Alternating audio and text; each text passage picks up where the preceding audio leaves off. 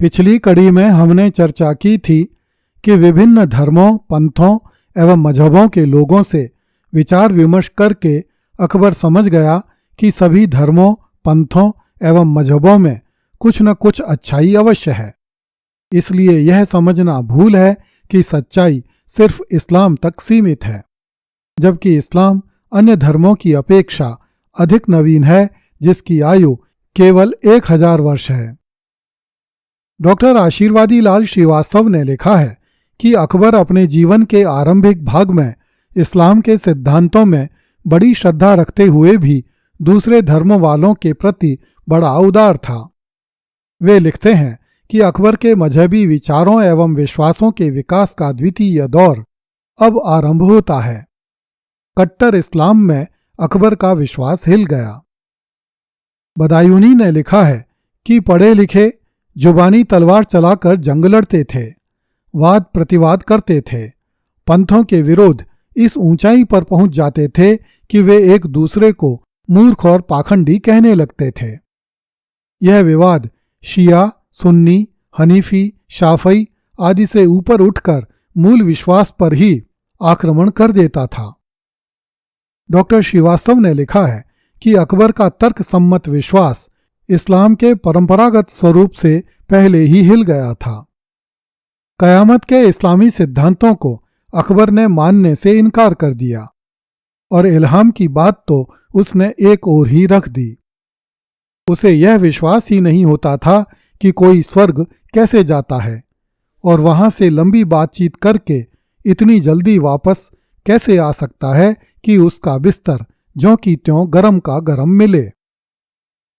Doctor आशीर्वादी लाल श्रीवास्तव ने लिखा है कि बहुत सी हिंदू और फारसी नीतियों और विश्वासों को भी अकबर ने अपना लिया था, जैसे पुनर्जन्म का सिद्धांत और सूर्य उपासना। इस प्रकार इस्लाम से उसकी विरक्ति आरंभ हुई। आधुनिक इतिहासकारों में से बहुतों का यह विचार है कि अकबर जीवन भर और अंत समय तक भी मुसलमान ही बना रहा, किंतु डॉक्टर आशीर्वादी लाल श्रीवास्तव ने लिखा है कि मैं उनके विचारों से सहमत नहीं हूं। हिंदू धर्म के प्रतिकूल इस्लाम एक सुनिश्चित धर्म है और जो व्यक्ति इस धर्म के 5 मूलभूत सिद्धांतों कलमा अर्थात अल्लाह एक है, मोहम्मद की पैगंबरी, 5 नमाजों, रमजान के रोजों, जकात और हज में विश्वास नहीं रखता, मुसलमान नहीं कहा जा सकता। डॉक्टर श्रीवास्तव लिखते हैं कि कर्म और पुनर्जन्म के सिद्धांत पर विश्वास तथा सूर्य की उपासना, चाहे वह यह समझकर ही की जाए कि सूर्य प्रकाश का स्रोत है, मुसलमानी धर्म के मूल सिद्धांत के बिल्कुल विरुद्ध है। डॉक्टर श्रीवास्तव लिखते हैं कि इस्लाम का दावा है कि सत्य पर केवल उसी का एकाधिकार है, अन्य धर्मों में सत्य नहीं है, और जो कुछ पहले पैगंबरों ने शिक्षा दी थी वह सब मोहम्मद की शिक्षा द्वारा रद्द हो गई है, क्योंकि मोहम्मद सबसे अंतिम और सबसे बड़े पैगंबर हुए हैं।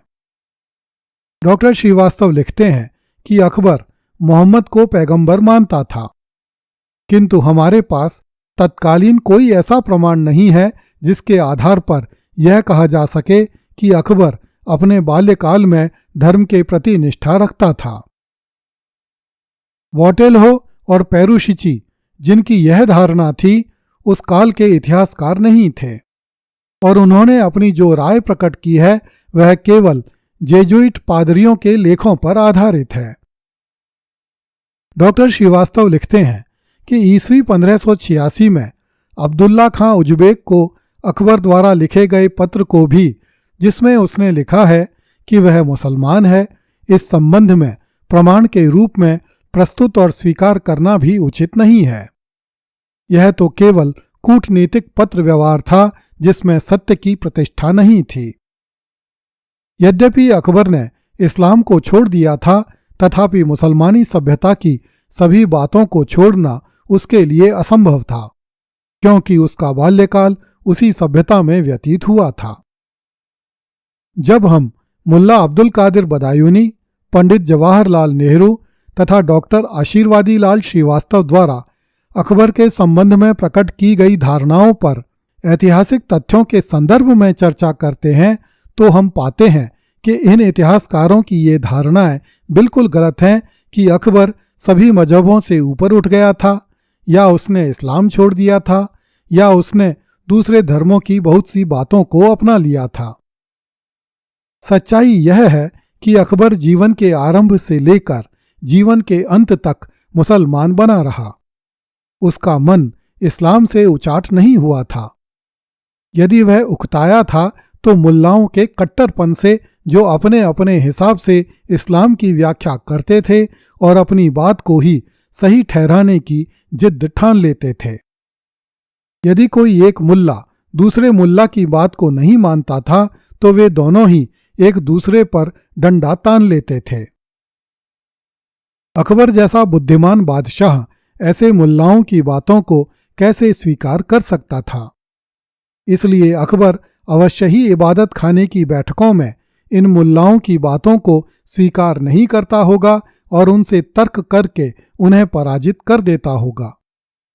इसी कारण बहुत से मुल्लाओं ने अकबर को इस्लाम विरोधी कहना आरंभ कर दिया होगा।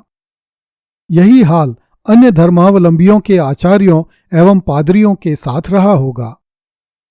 अकबर उनकी सभी बातों पर आंखें मूंद कर विश्वास करने को तैयार नहीं था।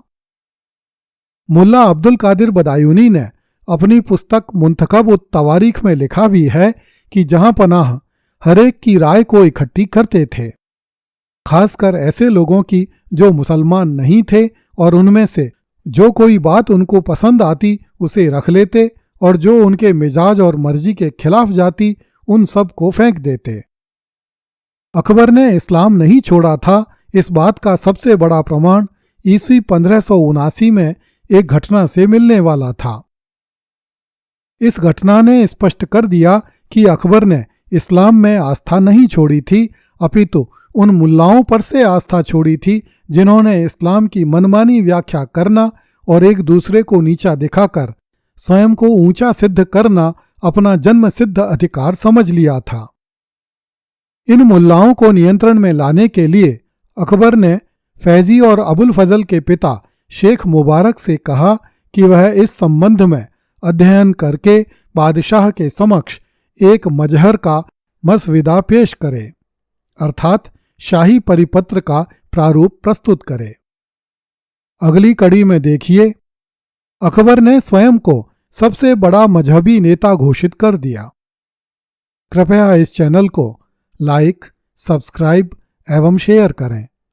धन्यवाद।